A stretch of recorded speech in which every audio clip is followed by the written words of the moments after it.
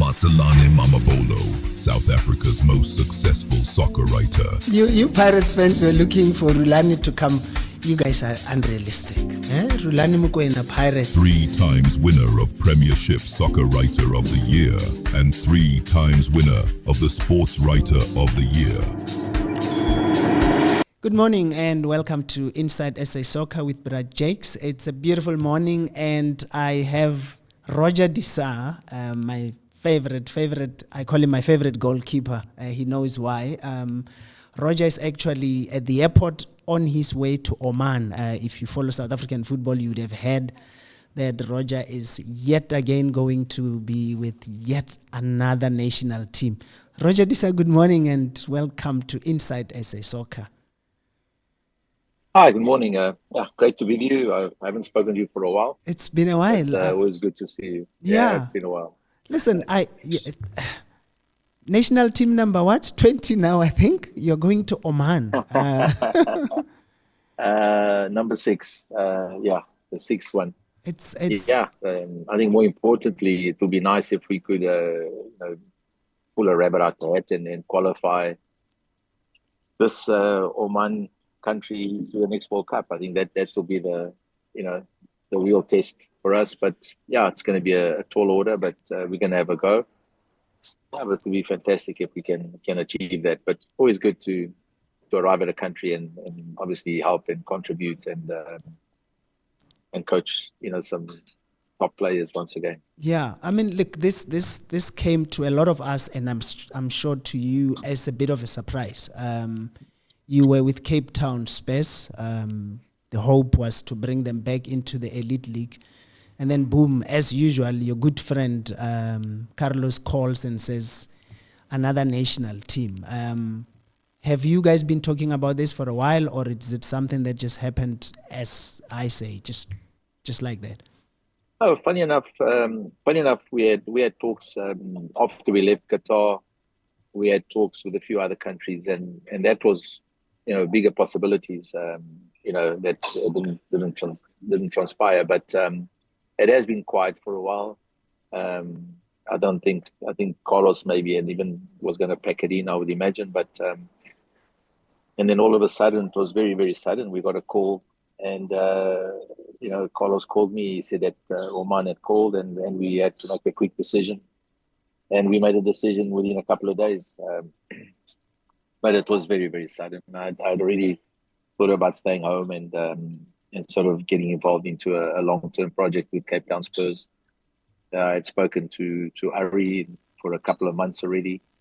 We had been discussing it, and unfortunately, the position that Cape Town Spurs is in, there's a lot of issues that are pending, and it was one of these decisions that I had to make quickly. I discussed it with Ari, and he obviously understood. And I think that link with Cape Town Spurs will probably stay open, and we still continue talking. But right now, I've got to focus on a job and get to Oman as quickly as possible and start preparing a national team for very crucial qualifying matches. Yeah, I mean, they look, a lot of South Africans are not going to know much about Oman, a team in Asia. A lot of us, people who follow football, don't really know much about that. What do you guys know about them? You've been in that space. You've been to Qatar before. You were there. I know that they've gone through to the next rounds of the qualifiers, but just what can you tell us about them? What is it about Oman that has attracted you and Carlos to them? And how tough a task is this? We do have a little bit of experience in that area. Remember that I worked with Iran and I worked with Qatar for quite some time, and we do have a bit of experience in the area. We've played quite a few of those countries. So there's a little bit of familiarity from our side, which is great. Of course, Oman has never qualified, so it's going to be a tall order for sure. They have gone through to the second round of the qualifiers. We do have some very tough games.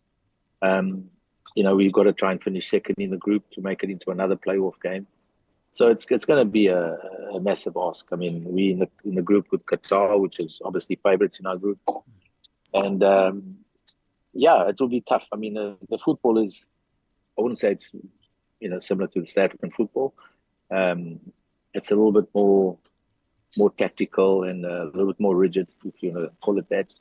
But it's still good competition. It's top players, it's top countries, a lot to play for, and it's be testing times for us. But hopefully we can pull it through.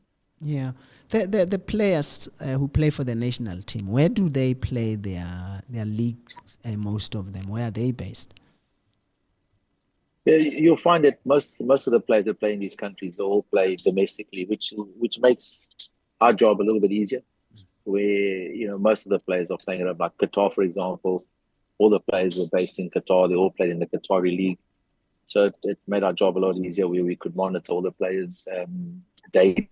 Even at their clubs, being a small city, Doha, and we could go and watch the players train every day and have a good contact with their coaches. That was good.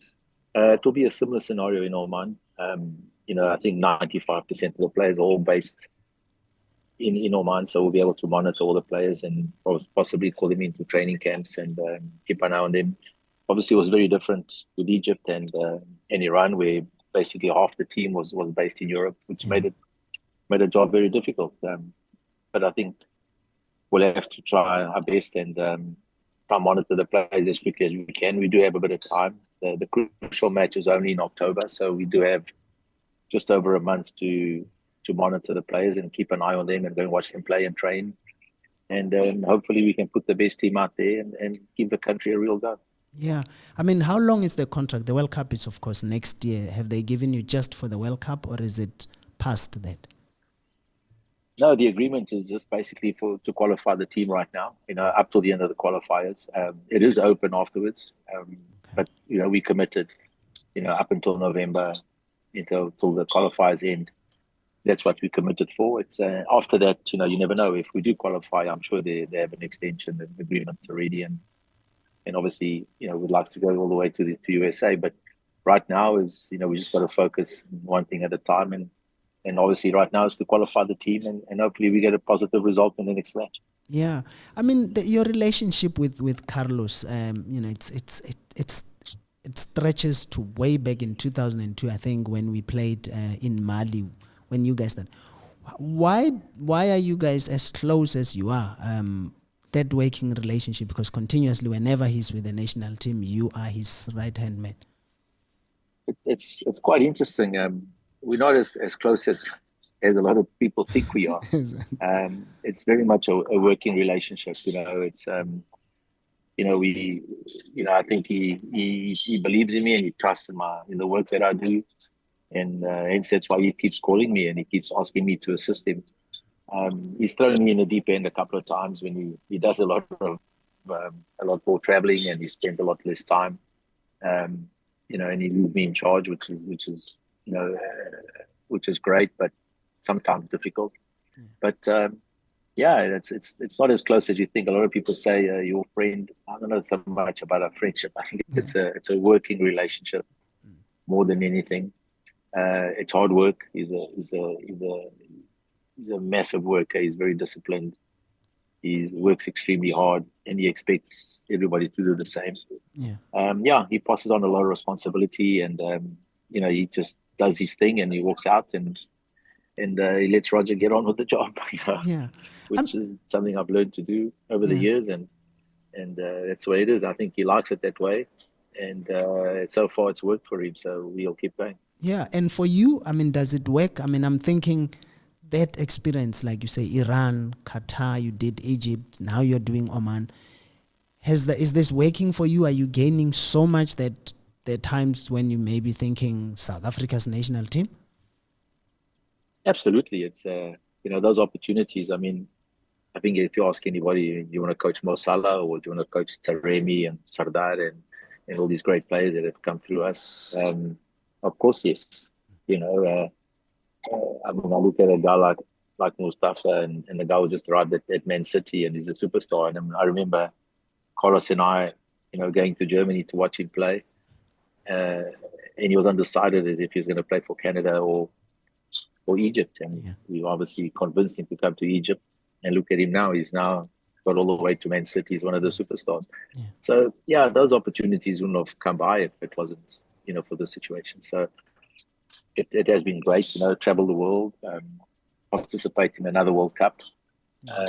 Which is great. I mean, I've done 2 World Cups now, and I think a third one will be, a real feather in my cap, and I'd really like to achieve that.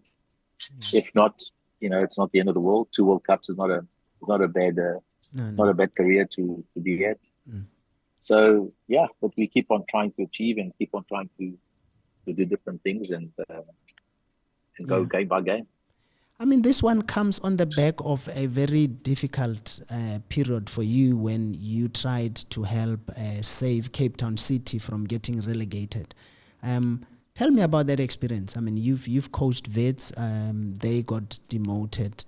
You were now with Cape Town City. You were not the main coach, of course. You were helping, but how was that experience for you working at Cape Town City? Yeah, look, Cape Town City gig was purely a relationship that I had with a coach.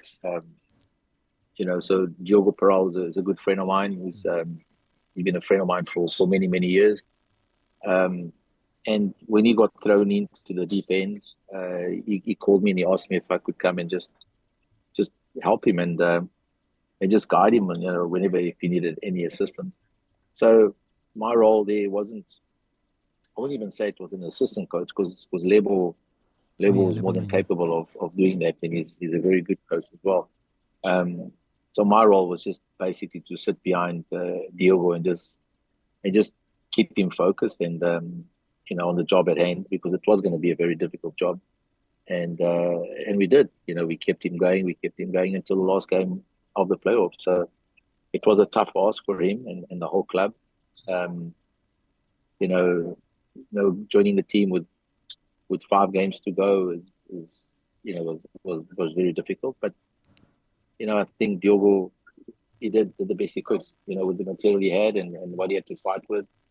I think he did a fantastic job under the circumstances. And I think you just got to remember that you don't get relegated in the last 5 games of the season. You get relegated sometimes a couple of seasons before even. But it was a tough ask. But again, we tried his best, and I tried to help him as much as I could. And unfortunately, they didn't succeed. Yeah. I mean, what does their demotion do for Cape Town football? I mean, the season before it was Cape Town Spurs. Now it's Cape Town City. They now only have Stellenbosch left. You live in Cape Town. What does that do for Cape Town football when 2 of their clubs are now in the lower division? It's pretty sad. I think it's on one hand you got a team like Stellenbosch, who I think have been fantastic. I think they've done all the right things. They've got the club. I think they've improved every year since they got promoted. They've done a great job. They've really focused on what they're doing. They do it well. They've got a very good youth structure and a lot of youth players coming through. But they've also learned to buy quality players. I think they've got the right balance now. They know when to buy and when to promote. And they've been fantastic. And then on the other hand, unfortunately, Cape Town City were doing so well, really up until probably about a year and a half ago, when things started to spiral a bit. And it can happen. I mean, they had 7 outstanding seasons or 8 outstanding seasons, and then all of a sudden, this happens, and it can happen to any club. It's happened to many, many clubs in this league. So it's not great for Cape Town. Let's be honest. I think Cape Town's got more than enough capable players to have 2, sometimes even 3 teams in the PSL, and I think they should be capable of doing so. And I think the time will come when they will bounce back. You think they can?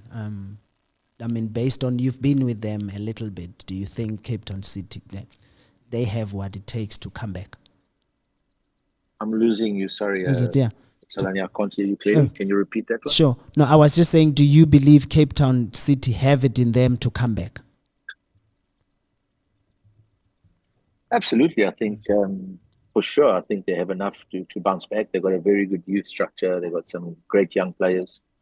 Again, to find the right balance between the youth and the experienced players is going to be the key factor there.